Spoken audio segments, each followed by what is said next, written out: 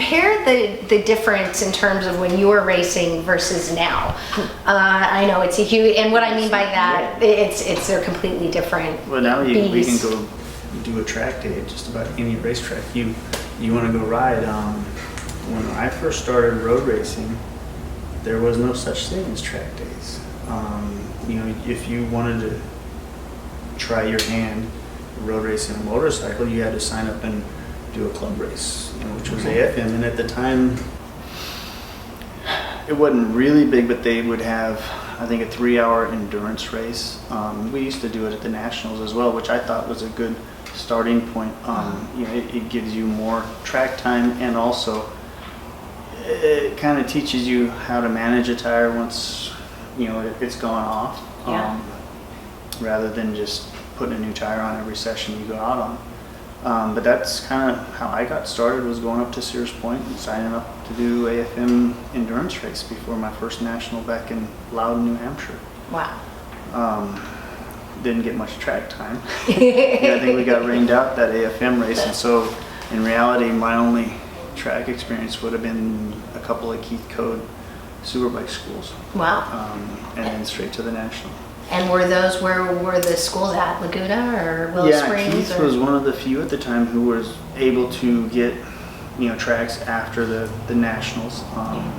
My first track his school was at Laguna Seca, and that was on the old racetrack, which was, I think it was only 1.6 miles. It was really short. It felt like a circle. But me, first time, on a street bike, 550 G. What were those things? I think he started with the KZs, and I think it might have been the first GPZs.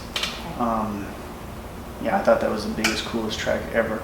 But through the years, we getting on bigger motorcycles, more powerful, faster motorcycles.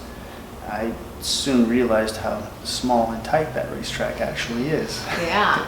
But that's part of learning, growing up, learning different tracks. On a slower little 550 street bike, the straightaways seemed like forever. And when we raced super bikes, and I was fortunate enough to race the 500 GPs out there, it was a handful to go around that track on one of those. It never seemed like you were straight up and down. You were constantly braking, turning, leaning, doing something. It was busy, real busy. You didn't have the electronics back then that you have now.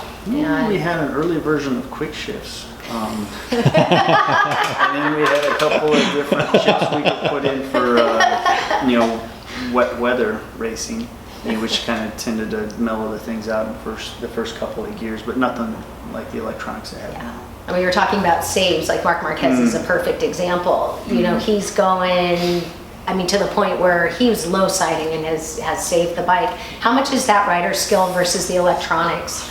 Well, with all the electronics they have now, that really is about the only way those guys, if the electronics are doing what they're supposed to, the only way they're going to crash is tucking the front on braking, entering a corner. That's the only thing they can't, they don't have any control over.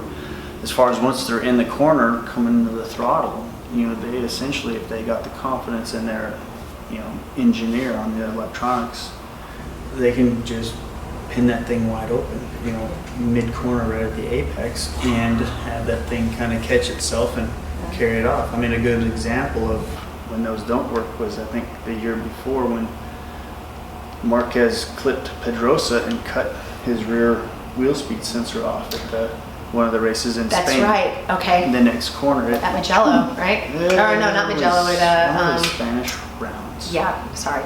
But that following corner, he gets ejected, and that's a perfect example of them having all that confidence in the electronics to catch that. These new MotoGP bikes have more power than what we had, but they got all the electronics to control it.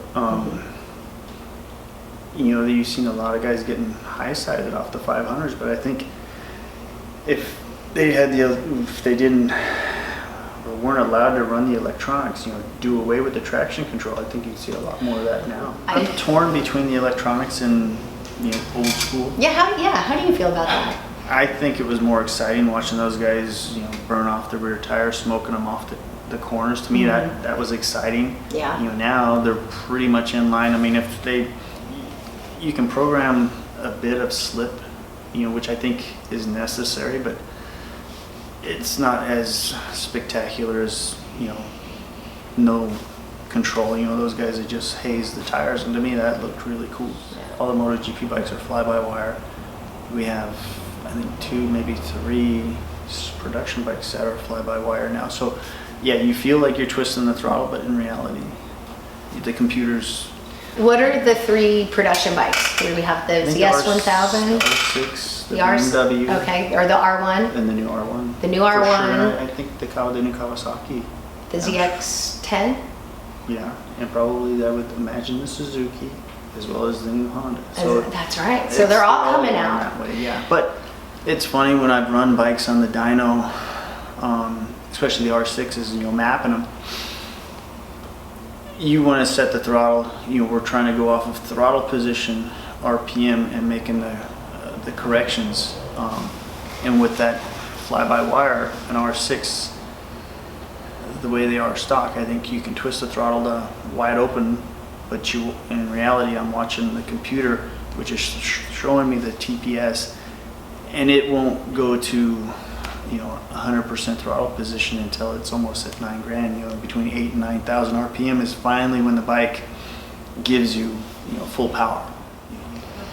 So in terms of the electronics and your everyday street rider, you know, bikes are getting more and more powerful. Do you think the electronics are beneficial to keep your average everyday person that goes out and buys a bike that in all reality is probably too fast for them? Do you think it's saving lives is my ultimate question. I think, yeah, for sure. It makes the bikes easier, more manageable, but in reality, at some point, it would be good for them to experience that motorcycle. You know, maybe not so much in street situations or even a tight racetrack, but somewhere on an open road to really feel, you know, the pull those things have. I did